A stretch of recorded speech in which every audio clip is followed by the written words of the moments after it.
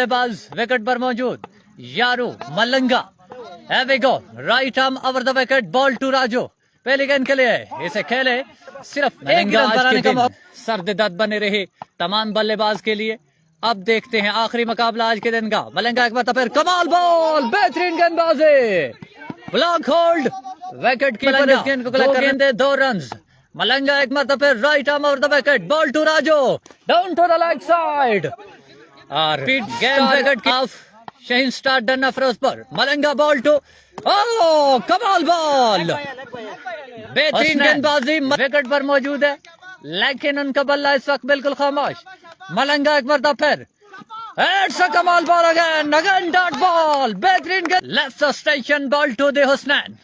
मलंगा एक बार फिर over the wicket, ball to Husnain, इस मरतबा कमाल बॉल, सोफे, लेकिन मलंगा इस वक्त तोप के गोले फेंकते हुए। Here we go, मलंगा, कमाल बॉल।